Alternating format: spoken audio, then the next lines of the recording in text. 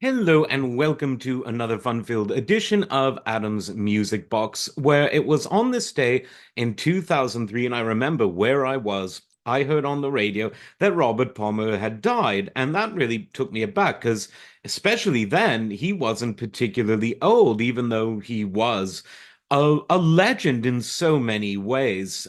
His first album was absolutely brilliant from 1974.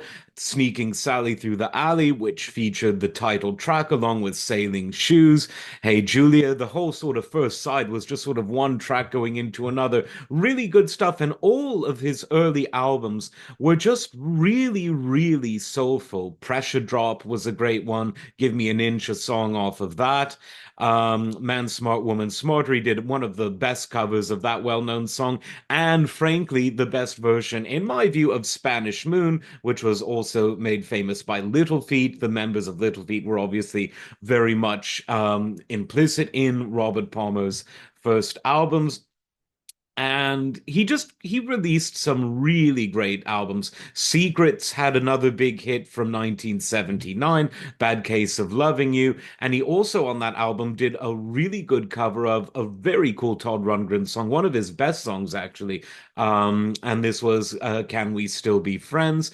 But it was really in the mid 80s when exploded. His albums always sold well and he had hits, but it was in 1985 that he became a total superstar for a couple reasons. The first was a solo album called Riptide, and this had obviously the iconic album cover. It had Addicted to Love, which is probably his biggest hit ever, and it had a video that is quite possibly one of the most iconic music videos of that classic MTV era. Everyone has seen it, everyone has made fun of it in a good way because it's just so iconic. And it was that same year that another very important album came out. And this was an album by a relatively short lived group, but a very influential one. And the group was called The Power Station. Now, this was a supergroup because it had Andy and John Taylor of Duran Duran. It had Robert Palmer, and from Chic, it had the really good drummer, again, died too soon, but such a good drummer, Tony Thompson. Now, if someone were to come from outer space and ask me, hey, guy on the YouTube, what did the 80s sound like? I would tell this strange alien creature to get a copy of the 1985 Power Station album because if it really had everything that was the 80s in one package, the drums with such heavy gated reverb but played really well, as Tony Thompson played them well. You have a lot of modern keyboards, a lot of sort of very compressed sort of saxophone. You have the slapping of the bass, slap bass.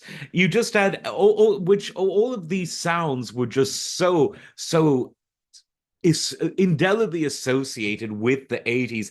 And on that album, it had it all. And the songs were really, really good. It's one of these albums where there's no filler, there's no dud. Every single song is absolutely excellent. Most of the songs are originals from the band, but they also have a couple of covers. Get It On, Bang a Gong, originally from Mark Bolan and Tyrannosaurus Rex, and Harvest for the World, the wonderful Isley Brothers song. So definitely check out Robert Palmer's discography from the very beginning. I would work my way forwards from Sneaking Sally Through the Alley all the way up to the stuff he did in the 80s, whether the Power Station or Riptide, when he was a real sort of ultra superstar of that MTV era. He obviously followed up his 1985 mega year with another solo album in 88 called Heavy Nova, and this had Simply Irresistible, another big hit, with another video that was a kind of pastiche to the Addicted to Love video. And the 90s weren't as friendly to Robert Palmer because they just weren't a very friendly decade to a lot of people who had been stars in the 70s and 80s for reasons I described on a recent video. But nevertheless, he was great, and I'm sure he would have done more, probably would have even had a career revival, as all of the talented people eventually did in the 21st century, but he died young. The memory, however, will live on because his music is really good. Hard to dislike a Robert Palmer album. Just enough soul, just enough pop, just enough rock, all mixed together to make it a really pleasant listening experience and a great voice he had. So check all of that stuff out in whatever order, frankly. Like, subscribe, and we will see you next time. Take care.